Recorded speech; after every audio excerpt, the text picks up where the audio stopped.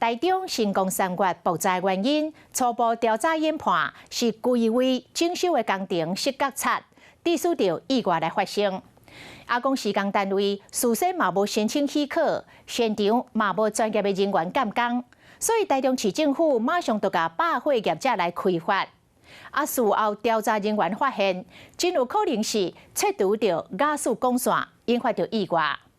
但是天然气公司讲，这爆炸发生的3天前，都已经将线路关起来，嘛完成检测，确认无气体残留。消防人员使用热显像仪来观测，嘛无发现一般的火场高温烧火焚热，所以爆炸原因也是无一个确定。到底谁爱为这件爆炸悲剧来负责呢？咱中回现场继续来探讨。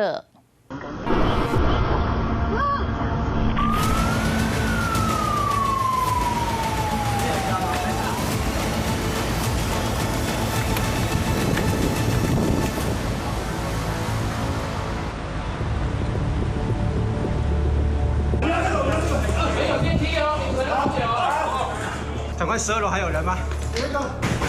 欧卡的。大概在什么地方啊？在另外一侧。在另外一侧。对，我要清通道。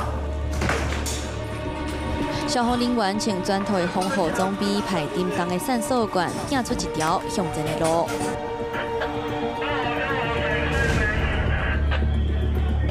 2月13日，台中成功山岳爆炸意外，消防局拢总派出58架消防救护车，145个消防人员甲2架搜救犬。为中到11点38分，第一批人员到场开始，一路超找到暗时6点，确认现场无人受困，抢救行动总算告一段落。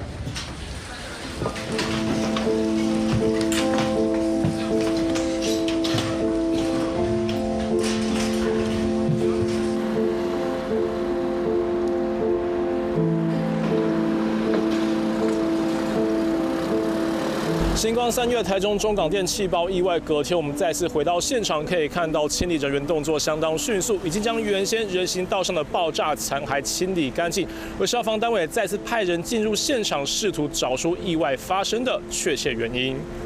因为这个发生这么大的一个气爆，我们在现场评估，初步认定应该是气爆就是瓦斯气爆的因素所造成的。那不过确切的一个真正的原因，还是要等检察官来做一个裁示这样。会调人员判断，意外原因是成功山岳台中中港店11楼、12楼做装潢施工，爆炸点敢若就是12楼东北边的美食街区域。检方的调查资料显示，有施工人员看到厂商使用砂轮机来切瓦斯线路，不过敢是这个行为造成爆炸悲剧。它应该不是切到管子里面的瓦斯，如果管子里面有瓦斯，你切它氧气不够，它也不会炸，所以它在切割会产生火花。所以我个人的推估是，这个瓦斯气本来就漏出来，漏在空间当中，那你切割所产生的火花，它的热量去引爆它。所以呢，不会去引爆管子里面的瓦斯，那是不可能的事情。它会引爆的是外面。那要让瓦斯引爆，它需要的热量其实很低，非常低。所以切割所产生的热量绝对足以引爆瓦斯。如果有切割管线产生火花，所以基本上就是你已经有一个环境了。就像你鞭炮已经准备好在那边了，你就不要去点火它。一点火之后就会产生气爆。专家表示，假使在空气中的浓度就在5%到15%左右的区间，才有可能引起爆炸。检方指出，事发进前在现场的工作人员敢若有闻到甲趣味。新中天然气公司伫事发当日紧急发布声明，强调早伫2月70日就应贵为征收要求，将原本的假数表拆掉，嘛甲天然气的线路封起来，嘛提供事发当日勘查的相片，确认线路外观甲封起来部分正常，同时搁用专业的仪器检测，确认无漏假数。你应该是一区一区来施工，同时一区一区去进行所谓的这个浓度侦测，然后最重要就是说，其实不是只有所谓总开关关掉，你残余管线，因为它原来是美食街，所以有相当多的摊位，也有相当多的那个表。好，那你在拆除表的过程中，还有说这个余气，你有没有用抽的方式把管中的余气去排除。这个其实是这一次预防中，如果可能的状况是这样的话，是关键中的一个关键。天然气公司强调，现场无烧的现象，消防人员空翕的现象仪的画面嘛显示，爆炸现场甲一般的火场无同，无高温的反应甲烧的分裂。不过，这敢是代表现场的假使完全烧起？专家呼吁，无法度摕到现场气体来检测，判定的标准就要搁较斟酌。事实上，在一个火灾在燃烧的时候，尤其是我们讲的是气体，全部都烧不见，不代表它叫完全燃烧。全部都烧不见就是烧完了，你没有办法现场去抽样，抽这些空气，你怎么去推估它是完全燃烧还是不完全燃烧？其实它都烧完了，所以我在猜，这个讲完全燃烧是不是认为说，因为你现场没有瓦斯气了，所以就叫完全燃烧？那是不对的。因为我个人认为它的损害的空间蛮大的，而且也盲目穿移。那这么大空间要让它产生瓦斯气爆的话，是比较困难的。由目前的相关消息得知的，台中百货这个气爆有瓦斯味，但是没有燃烧、黑烟、碳化的情况，所以可能是哪里来的不明瓦斯，造成一些小气爆后会引起混成跟均匀混成的浓度达到危险程度，所以其中如果还有可燃性气体共存的话，会降低混成爆炸的下限，所以增加混成爆炸的危险。我这个推测应该比较符合台中百货的猛烈爆炸的状况。爆炸威力真强，就连附近的百货公司拢受到影响。4个受难者当中，2个是澳门的游客，阁有1名伤者，拢是伫咧新光三越的头前行，也是附近的人行道、后外墙牵着的过路人。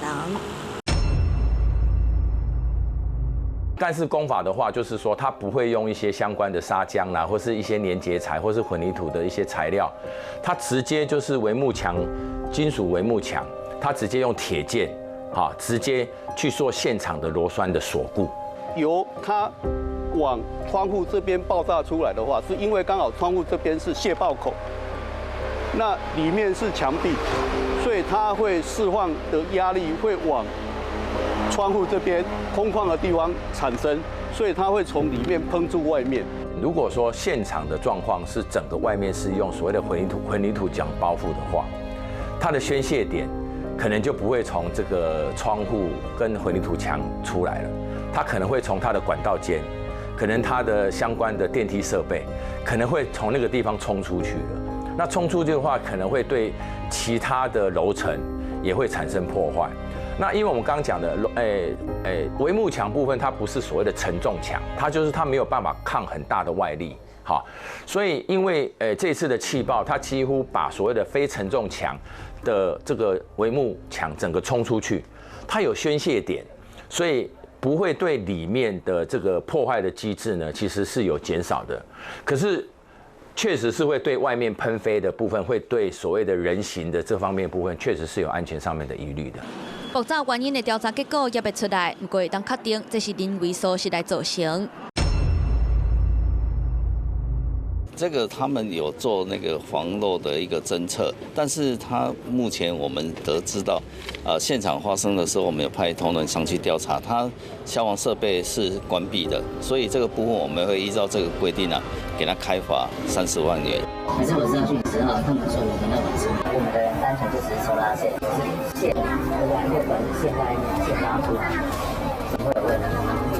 如果假设是要做到切割，这是属于工程。那如果是工程，为什么会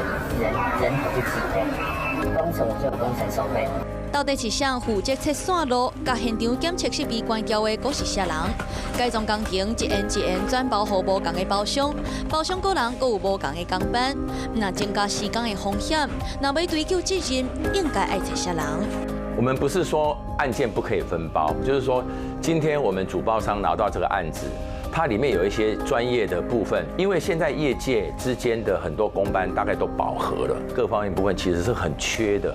那很缺的情况下，当然我们整个工班在全省、全台湾一起开始在工进都一直在赶工的过程中，有可能你今天找到的分包商或是专业厂商，他可能经验比较不足。那经验上面比较不足的话，有可能在施工过程中有一些安全上面的一些风险意识，就比较没有经验，有可能就会发生比较严重的这个状况，甚至发生严重的这个灾害。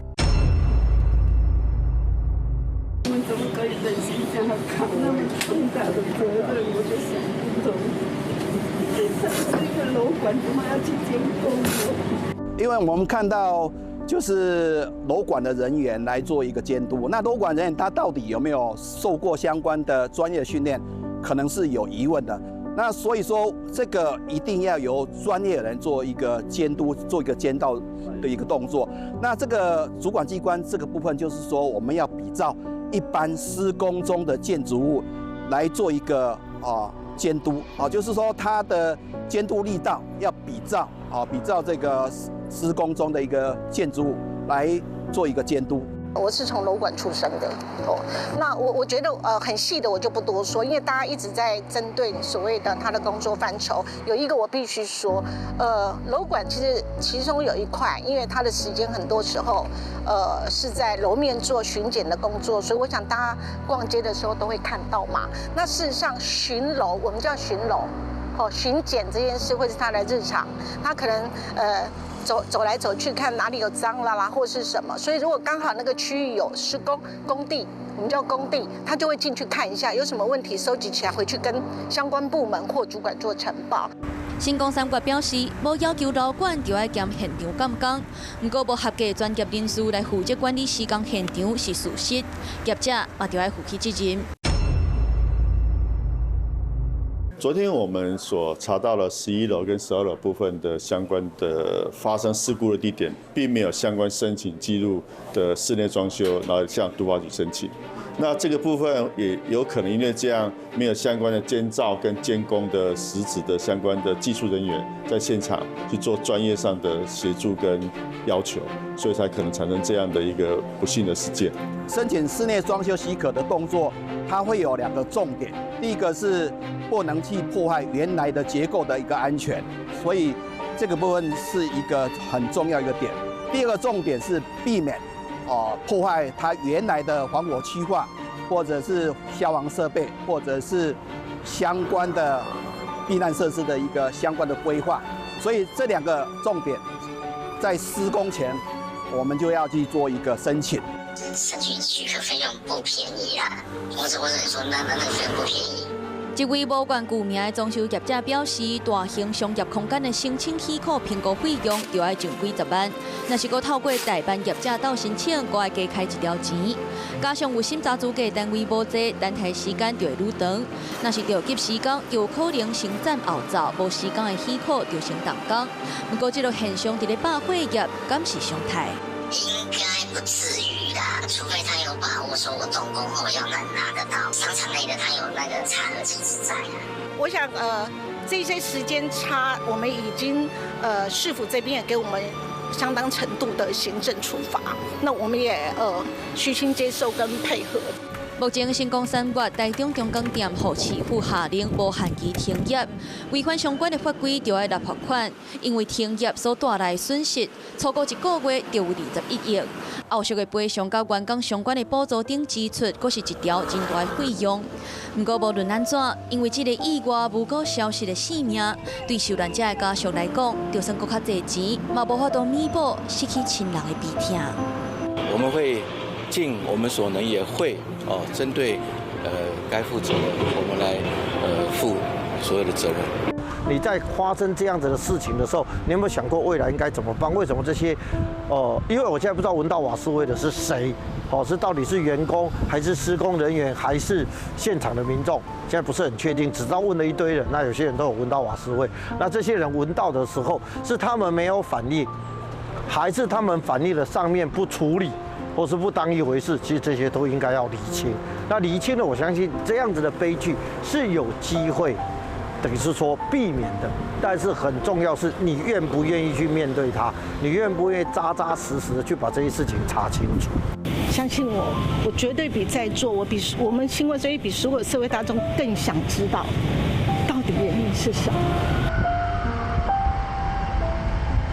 乱糟糟的灾害现场，到打想起来，互人原来会惊吓。复杂显示百货商场未当看见的公安议题，检调单位继续勘查，要赶紧找出真相。这场残忍的教训是警告，绝对袂当再发生。